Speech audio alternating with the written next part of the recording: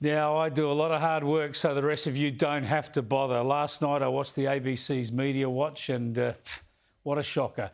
Turns out they're running a protection racket for the fake independents, the so-called teal independents, the climate extremists funded by millionaires who are looking to take out enough Liberals to push the coalition out of government. Now, this is not journalism, not scrutiny, not accountability, but this was an ABC protection racket. One of the candidates is a former ABC journalist, one of these fake independents, and the communications manager for the whole Climate 200 operation that backs them, well, that's a former ABC journalist. And the campaign operators for at least two of these campaigns, these races, these seats, are also former ABC journalists. So it's an ABC kind of operation. And they're all in, these candidates, apparently, for extra funding for the ABC, should they get any influence in the future. And so what does Media Watch do about the coverage of these candidates? It actually attacked the media for scrutinising them. Seriously. This is the ABC's anti-journalism show.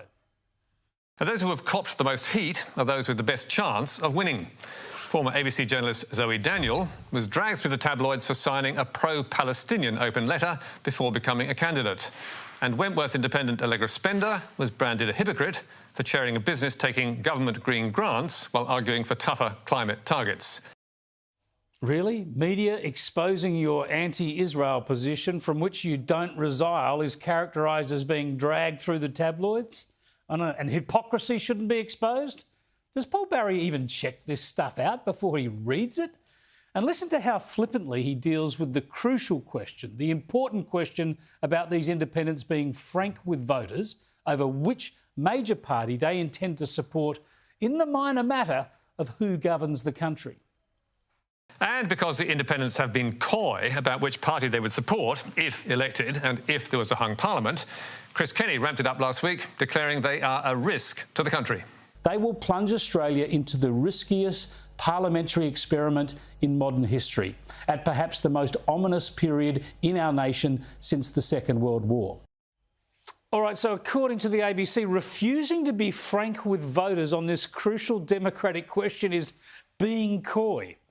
This is the ABC attacking transparency, attacking accountability and promoting dishonesty in order to support its ideological soulmates.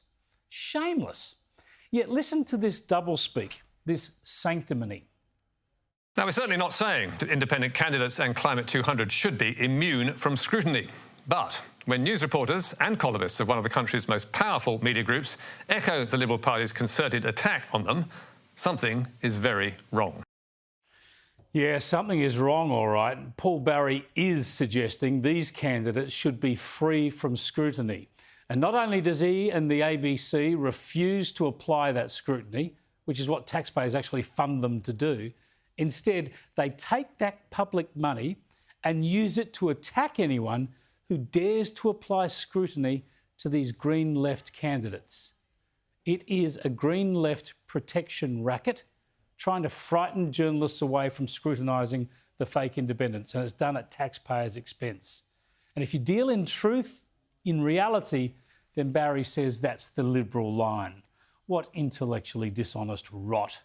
Barry and the ABC are actively working to support and protect Green Left candidates at our expense.